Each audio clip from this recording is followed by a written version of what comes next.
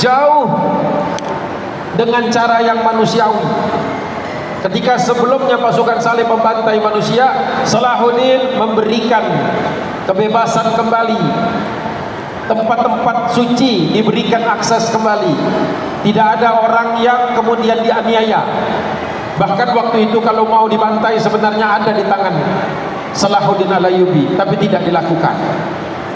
Kalau tadi diangkat isu bahwa bukankah pemenang boleh melakukan semena-mena, itu adalah pandangan Darwin tentu saja. Ya, pandangan Darwinism yang berasal dari cara pemikiran cara pemikiran yang sifatnya sekuler, di mana yang kuat menindas yang lemah. Dalam Islam tidak ada, ya, tidak ada konsep bahwa yang menang menghancurkan, tidak ada. Termasuk tadi contoh yang diangkat, bagaimana dengan kota Konstantinopel. Banyak yang tidak tahu bahwa ketika Sultan Muhammad Al-Fatih membutuhkan Konstantinopel, sebagaimana hadis Nabi SAW yang diriwayatkan di dalam Musnad Imam Ahmad, yang diriwayatkan lagi terus sampai ke kita, bahwa la tuftahannal Konstantiniyah wala ni'mal amir amiruha wala ni'mal jais dalikal jais, bahwa kalian pasti membebaskan Konstantinopel dengan pemimpin yang terbaik dan pasukan terbaik. Maknanya bukan semata-mata karena pasukannya hebat, tapi pasukannya disiplin, patuh kepada pemimpinnya. Ketika Muhammad Fatih melarang ada penganiayaan, itu yang terjadi, tidak ada penganiayaan. Bahkan selama kurang lebih 1 bulan pertama, Sultan Muhammad Fatih memberikan opsi pilihan kepada mayoritas penduduk kota Konstantinopel yang beragama Kristen Ortodoks waktu itu, boleh tinggal di Palestina, boleh tinggal di Konstantinopel dengan aman dan damai, semua propertinya tidak akan diusik, atau kalau mereka mau pergi ke tempat yang mereka inginkan, disediakan transportasi, karena waktu itu kapal-kapal sudah banyak yang hancur, tidak dicatat oleh manusia, apalagi oleh Israel la'natullah alaihim ajma'in. Berbeda ketika tahun 1948, bahkan tahun-tahun sebelum itu, ketika mereka berangsur-angsur masuk, berpura-pura sebagai bangsa yang tertindas. Jadi Zionis itu yang dikepalai oleh Theodor Herzl mengangkat satu ungkapan yang sangat keliru ketika mereka mengatakan Palestine is a land without people. Kata mereka Palestina itu bagaikan negeri tanpa manusia. Apakah Muslim yang tinggal di sana ratusan bahkan ribuan tahun dianggap tidak ada? Bagaimana dengan orang-orang Nasrani yang tinggal di sana dengan aman dan damai? Apakah tidak ada? Bahkan orang Yahudi tinggal di Palestina ada. Bahkan kalau kita menengok data yang dikeluarkan atau yang tercatat di dalam kitab-kitab sejarah atau buku-buku rujukan yang ada di Turki Utsmani, yang ada di Istanbul, menyebutkan bahwa yang pertama kali protes dengan datangnya orang-orang Zionis ke Palestina bukan Muslim, bukan Nasrani, tapi Yahudi juga. Yahudi yang tinggal di Palestina berdampingan dengan kaum muslimin, itu yang pertama kali protes. Jadi ini tadi ada soalnya, apa yang belum kita ketahui. Itu saya mau ketik banyak-banyak itu, tapi waktunya lewat. Karena masih banyak sekali yang belum kita ketahui dan ini diputar balikkan. Saya tidak tahu kenapa Hasbara Indonesia itu selalu dapat panggung memutar balikkan, sehingga orang-orang awam di antara kaum muslimin yang ada di Indonesia ini sedikit banyak mulai terpengaruh.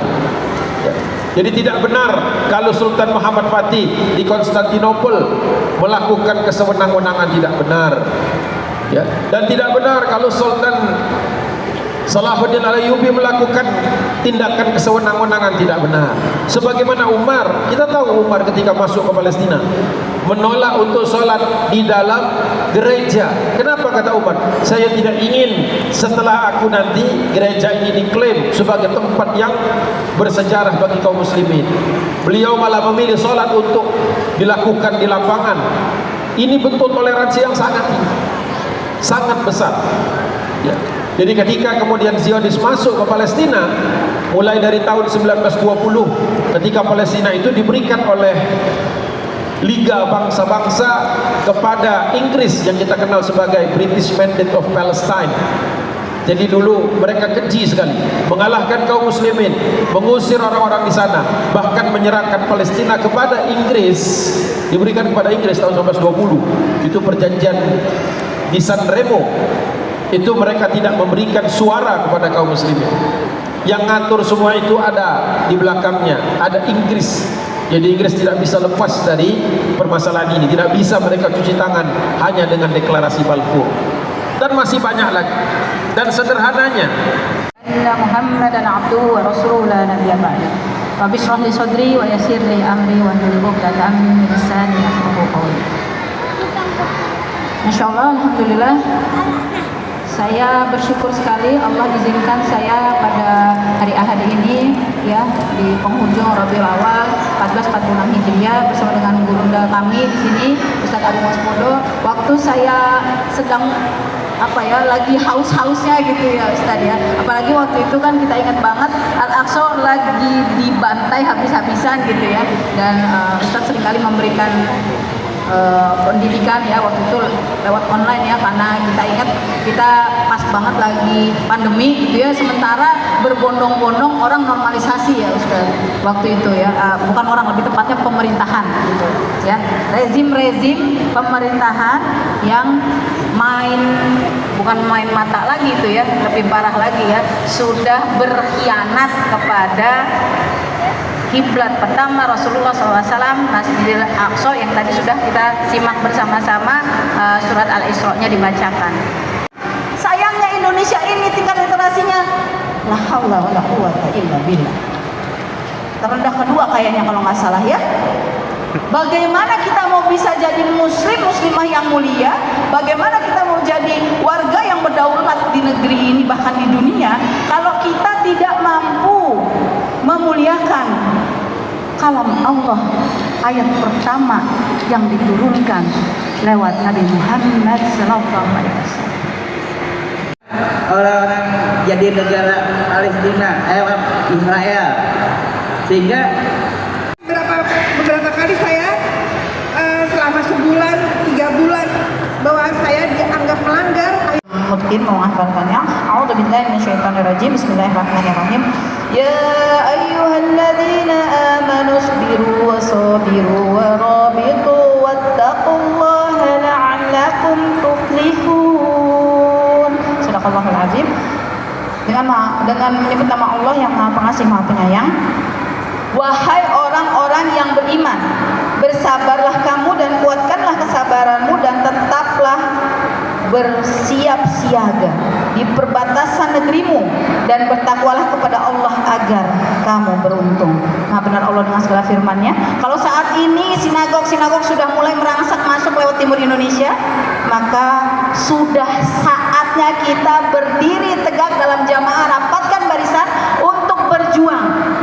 Tidak lagi bertanya saya bela yang mana, sudah fix bela Palestina.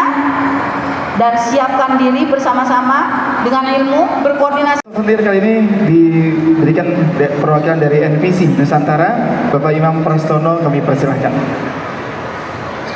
Kuponnya langsung, dan nanti kita jam 4 jangan kemana-mana, balik lagi ke sini karena akan ada pemaparan selanjutnya dengan narasumber kita Al-Mukarram Ustaz Muhammad Anas LC.